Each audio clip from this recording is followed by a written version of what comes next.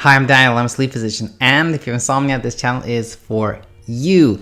Super excited. These are the best videos. Somebody just sent me a message saying that Brett has completely moved past his insomnia. We'll take a look at how he did that. Nice having you back here. Hope you're doing amazing today. It is Friday, so this is going to be the last video for this week. And super happy to do this one. As I mentioned just now, so nice hearing when people are sleeping better. You know, actually just as baseline when people tell me they sleep good, I'm so happy. But when somebody that has had trouble sleeping, insomnia, and they're doing better, amazing. Let's jump right in here. So Brett communicated with me via Instagram, and like it's a whole thing. Like I have to download an app to be able to read the message on Instagram, and I'm using my phone to make this video. So I made a video on my phone of my screen, and I uploaded it. So that's why I guess I'm gonna read like a video here. But I'm just gonna kind of read a little bit from our correspondence first, and then get to kind of the what I really want to share with, is just that he's doing better and like what has helped him. So, you know, going back here, let's start this video over again. I connected with Brad. When is this? I don't think I can even see that, to be honest with you, but it was about 6 weeks ago or so. And at that point in time, Brett said he was 21 years old. He had insomnia for about 7 months, and he was sleeping, you know, 4 to 5 hours on average, and not well by any means. And like one of the first questions he had for me was like, do you think 6.5 to 7 hours is attainable for me? Do I think I can even get there, was his question. And he had previously slept somewhere like, you know, 7 to 8 hours pretty regularly. And I think I might have made a video in response to that saying that, yes, I think it's absolutely, there's no reason you shouldn't be able to get back there. But also, like, the more you focus on that number, the longer it will take you for me to get there. The more you focus on just like feeling great and doing better, the faster you're gonna get there. He had already at that time connected with a CBTi therapist that he was seeing face to face. And Brett also suggested to me that I make a video on like online communities and how can be very stressful, or you know, it can be very stressful actually searching for like stuff online. It can be very frightening because, you know, you hear all kinds of things, and that became a really good video. I wish I could remember which one that was, but it's out there, and I was really thankful for that one, Brett. So now, actually, that said, let's just move over to what happened today. Was it today? Yeah, I think it was today, or maybe late yesterday. I got this message.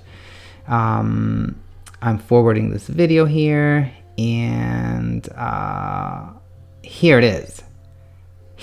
So let's read this. Hi Daniel, hope you're doing well. This is hard for me to do because I don't want to think about insomnia ever again, but I just want to let you know that I have put in the work and with extreme commitment, and I'm sleeping extremely well again. Listen to that. That is so amazing. That was probably the hardest thing I've ever been through in my life, but I wanted you to share this with everyone to give them hope.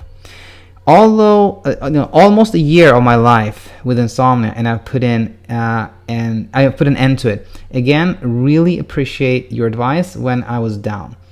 Make a video on this if you want, and give everyone the message that CBTi works with commitment. Something I learned was not to catastrophize everything that goes on. If you miss 10 minutes one night, it's not the end of the world. Worked on that mentally with my CBTi therapist. So catastrophize. It's interesting that, you know, so many people do well with they identify a different thing as the key thing that they got better. This is the first time I hear like catastrophizing as being like that was the key thing for me. A lot of people say it was when I realized that I could do pretty good even after a really bad night that I started not fearing sleep so much. That's the one I hear a lot. Somebody that was trying to forget, I think it was Bruce, who said that it was really trying to convert negative sleep thoughts to positive thoughts that works. So it's a little bit different for everyone. But all this is CBTi, and like, you know, again, what he's saying here is super helpful. Oh yeah, my trail of thought is going in a different direction. What I wanted to head to was this thing called catastrophizing. And basically, what that is the following: that when something happens, let's say, you can't fall asleep, and then your mind goes to, okay, this is the fourth night I can't fall asleep. What if, it happens the fifth night? Well, then I might be on the path towards, really doing, like, I won't be able to function during the day. If I can't function during the day, I might lose my job. If I lose my job, I can't pay the mortgage. If I can't pay the mortgage, I have to sell my house. If I don't sell the house, if I become homeless. If I can be homeless, then, that's it. That's catastrophizing.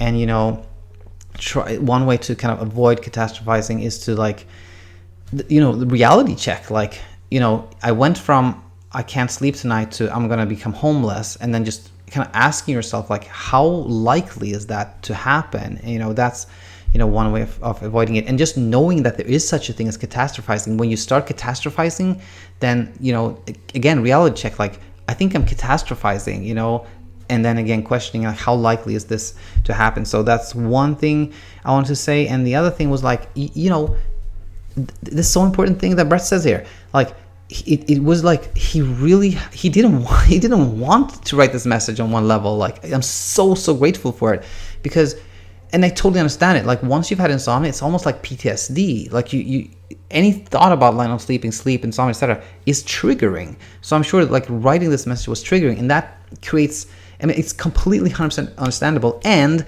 I want everybody who sleeps well to forget about insomnia forever. That's, of course.